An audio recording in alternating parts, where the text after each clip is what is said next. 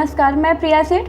आज इस वीडियो में आपको बता रही हूँ कि कौन से शब्द में कौन सी संधि होगा या फिर कौन सा कैसे संधि विच्छेद हम करेंगे या संधि विच्छेद के द्वारा हम कैसे पहचान सकते हैं कि इस शब्द में कौन सी संधि होगी।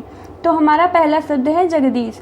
जगदीश में हम इसका विच्छेद करेंगे और कैसे पहचानेंगे कौन सी संधि है। तो सबसे पहले हम विच्छेद करेंगे तो जगत धन ईश होगा इसका संधि विच्छेद।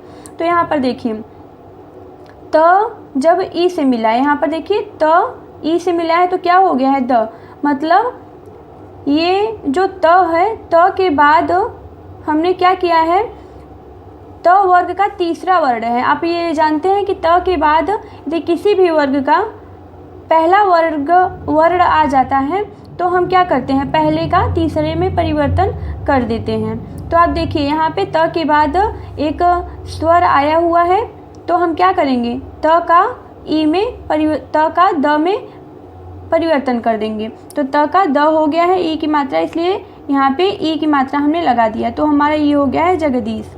तो ये कौन सी संधि है, सभी जानते हैं व्यंजन और स्वर है तो ये व्यंजन संधि होगी। इसी तरह से दूसरा शब्द है हमारा उज्ज्वल। तो इसका संधि विच्छेद हम क्या करेंगे, उत धन ज्वल। तो यहाँ पर देखिए आप ये जानते हैं कि जब संधि विच्छेद हम करते हैं तो त के बाद ज या झ आता है तो त का ज हो जाता है। इस त का हम ज में परिवर्तन कर देते हैं। तो विच्छेद करते समय क्या करेंगे, तीसरे का परिवर्तन हम पहले में कर देते हैं। तो यहाँ पर देखिए विच्छेद संधि करते समय पहले वर्ण का परिवर्तन तीसरे वर्ण में और विच्छेद करते समय तीसरे वर्ण का परिवर्तन पहले वर्ण में। तो यहाँ ज किसी च वर्ग का तीसरा वर्ण है, यहाँ पे हमने सुविधा के लिए लिख दिया है च वर्ग को। तो च वर्ग का तीसरा वर्ण है ज, तो यहाँ पे है तो विच्छेद करते समय इसका हम क्या करेंगे। और ये भी आप जानते हैं कि त के बाद तीसरा वर्ण आए तो हम उस त को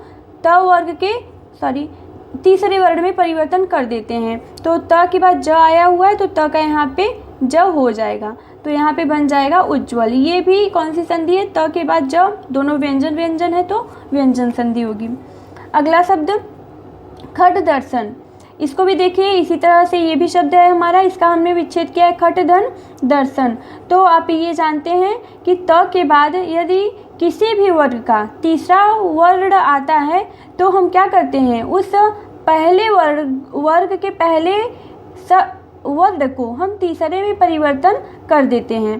तो देखिए दोनों एक ही वर्ग के हैं ड और ट, तो ये ट वर्ग का पहला वर्ण है और ये तीसरा है। तो संधि करते समय तीसरे में परिवर्तन हुआ है, विच्छेद करते समय हम क्या करेंगे, इसे त में बदल देंगे क्योंकि त के बाद ट आया हुआ है। तो हम करेंगे क्या, इसे खट धन दर्शन इसका विच्छेद। तो ट धन द बराबर क्या हो जाएगा, ट का परिवर्तन ड में हो जाएगा। तो ये हमारा शब्द बन जाएगा खट दर्शन।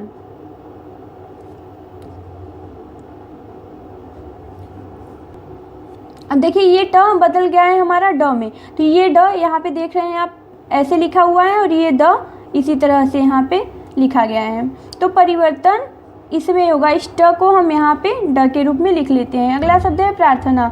इसका हम विच्छेद क्या करेंगे, ये थोड़ा आपको हार्ड लग रहा होगा लेकिन है बहुत ईजी। तो आप पढ़ चुके हैं एक संधि जिसमें र आता है, र अब किस में आता है, यड़ संधि में। यड़ संधि में र आता है, री के बाद यदि अ हो तो री का र हो जाता है। तो हम क्या करेंगे, र को लाने के लिए हमें री की आवश्यकता होगी तो हम प लिखेंगे क्योंकि प है। अब यहाँ पे हमें री चाहिए तो हम री की मात्रा लगा देंगे। धन, अब क्या बच रहा है, आर्थना। आर्थना बच रहा है, हाँ क्यों, क्योंकि प्री का री धन आर्थना का आ। अभी आप जानते हैं किसी स्वर के बाद री के बाद यदि अ आए तो री का र हो जाता है।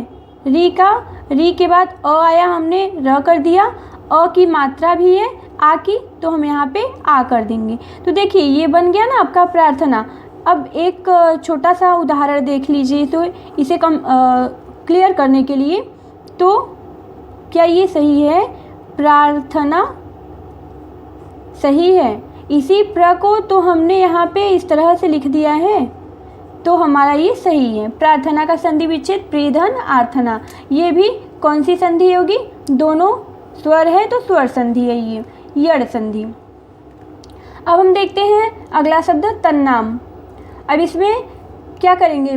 पहले वर्ण का परिवर्तन पांचवें वर्ण में है, तो यहाँ पे संधि हुआ है तो पांचवा वर्ण न है, किस वर्ग का पांचवा वर्ण है? त का। तो इस न को हम पहले में परिवर्तन कर देंगे, विच्छेद करते समय पहले में कर देंगे और संधि करते समय पहले वर्ण का परिवर्तन पांचवें में कर देंगे। तो त और ये जो आधा न है, स्वर रहित व्यंजन न है, इसको हम त कर देंगे धन नाम। तब देखिए तत् धन नाम बराबर क्या हो जाएगा? त धन न बराबर डबल न। ये न परिवर्तन हो जाएगा आधे न में और ये न यहाँ पे लिखा हुआ है। इसी तरह से अगला शब्द है उज्झड़ित। तो उज्झड़ित भी देखिए, आप ये जानते हैं जब त के बाद ज या झ आए तो क्या हो जाता है? त का ज में परिवर्तन हो जाएगा। तो हम यहाँ करेंगे क्या? उत धन झड़ित। तो देखिए त के बाद ज या झ आए तो त का परिवर्तन ज में हो जाएगा, तो त धन झ बराबर ज। तो ये उज्झड़ित का संधि विच्छेद है और ये संधि कौन सा है आपका? व्यंजन संधि। इसी तरह से एक शब्द है, हमने लिखा है यहाँ पे आच्छादन। आच्छादन का विच्छेद होगा आ धन छादन। अब आपको इसे देख कर लग रहा होगा एक व्यंजन, इसलिए व्यंजन संधि है। तो आ धन छा ले लेते हैं तो ये बन क्या गया है? छा। इसे अभी हम बताएंगे आगे आपको कि कैसे ये छा हो गया है। और नेक्स्ट शब्द लेते हैं हम वीरोचित। वीरोचित का विच्छेद होगा वीर धन उचित। अब देखिए वीर का अ, धन उचित का उ, दोनों मिलकर क्या हो गया है? ओ हो गया है। ओ की मात्रा किस में होती है? गुण संधि में। तो ये क्या हो गया आपका? गुण संधि। इसी तरह से यशोगान। अब देखिए दोनों एक ही तरह के शब्द हैं लेकिन संधि इन दोनों में अलग अलग होगी। यहाँ पे भी ओ की मात्रा है, यहाँ पे भी ओ की मात्रा है, तो ये आपका हो जाएगा यशः धन गान। अब देखिए ये विसर्ग धन ग बराबर क्या हो जाएगा? ओ, मतलब विसर्ग का ओ में परिवर्तन। अब देखिए इसको हम एक बार क्लियर करना चाहेंगे। तो ये जो अ के बाद उ आया हुआ है तो ओ हो गया है। ये ओ को हम यहाँ पे बिल्कुल स्वतंत्र रूप से ना लिखकर इसकी मात्रा को हमने यहाँ पे र में लगा दिया है। लेकिन ये जो यशः धन गान हमने लिखा है, यशोगान का संधि विच्छेद, तो ये विसर्ग के साथ एक व्यंजन मिला हुआ है और इस ग को हम यहाँ पे देखिए, ग को हम यहाँ पे लिख देते हैं लेकिन इस ओ को हम यहाँ पे नहीं लिखते हैं। तो इस कंडीशन में दूसरे पार्ट को जब यहाँ पे हम जैसे का तैसा लिखें, मतलब उस व्यंजन को लिखें, तब वो होगा हमारा कौन सी संधि? विसर्ग संधि। ओके। और अगला शब्द है हमारा अजंता। तो यहाँ पे हम क्या करेंगे? इसका अच धन अंता कैसे होगा आप सभी जानते हैं। साथ ही साथ ये भी बताइए आप यहाँ पे कौन सी संधि होगी इसमें? व्यंजन संधि। क्यों? क्योंकि एक इसका जो ध्वनि है वो क्या है? व्यंजन है। च के बाद अ आया हुआ है तो इसलिए ये क्या हो जाएगा? ज हो जाएगा।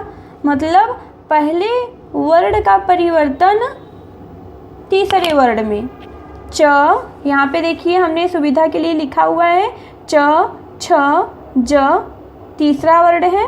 तो संधि करते समय हम क्या किए हैं? तीसरे को बदल दिए, संधि करते समय हमने पहले को तीसरे में परिवर्तन कर दिया, लेकिन विच्छेद करते समय उसी तीसरे वर्ण को हम किस में बदल देते हैं? पहले में। तो ये इस तरह से आपका अजंता का संधि विच्छेद हो जाएगा। अच धन अंता बराबर अजंता, च धन अ बराबर ज। और यहाँ पे कुछ शब्द हमने लिखा हुआ है, जैसे भावेश, आयुष्मान, सच्चरित्र, अब्ज। तो प्लीज़ इसे कमेंट करके आप बताइए कि इसमें कौन सी संधि होगी और इसका संधि विच्छेद क्या होगा। अब देखिए, हमने इसके पहले आपको यहाँ पे बताया था आच्छादन, यहाँ पे छ कैसे हो गया, मतलब आधा च और छ कैसे हो गया, तो इसी को हम यहाँ पे एक बार क्लियर करना चाहेंगे। जैसे यहाँ पे है स्वच्छंद, तो स्वच्छंद का हमने संधि विच्छेद किया है स्वधन छंद।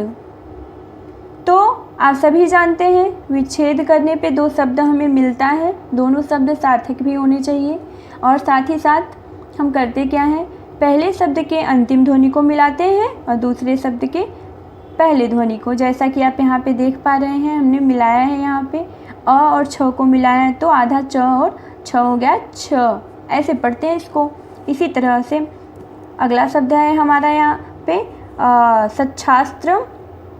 तो देखिए, इसका जब भी हम विच्छेद करेंगे तो क्या होगा, सत धन शास्त्र। तो हम क्या करें इसका विच्छेद, सत धन शास्त्र। क्या क्या मिल रहा है यहाँ पे, त धन श बराबर आधा च और छ। देखिए यहाँ पे भी यही छ है और यहाँ पे भी यही है, लेकिन हम कैसे जानेंगे कि हम विच्छेद तो कर लेंगे, लेकिन कैसे जानेंगे हम ये कि यहाँ पे छ रहेगा और यहाँ पे श रहेगा। तो चलिए इसी को हम छोटी सी परिभाषा के द्वारा क्लियर करना चाहेंगे। ओके, तो पहला पॉइंट है, जब किसी स्वर के बाद छ आए तो छ हो जाता है।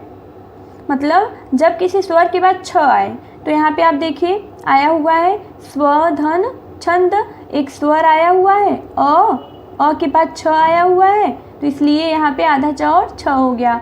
और इसी तरह से इसका ये जो दूसरा है, इसका देखिए हमने एक परिभाषा बनाया हुआ है, जब त के बाद श आए तो, देखिए इसमें हलंत लगा हुआ है, व्यंजन है, मतलब स्वर इसमें नहीं है। जब त के बाद श आए तो क्या होता है, त का च हो जाता है और श का छ हो जाता है, जैसा कि इस उदाहरण में आप देख रहे हैं। आया हुआ है सत धन शास्त्र, त के बाद श आया हुआ है, तो इस त को हम यहाँ पर देखिए स्वर रहित है, तो स्वर रहित च में बदल दिए हैं और श का हम छ कर दिए हैं। पूरा का पूरा छ लिखा हुआ है, स्वर सहित व्यंजन है ये। Okay, thank you.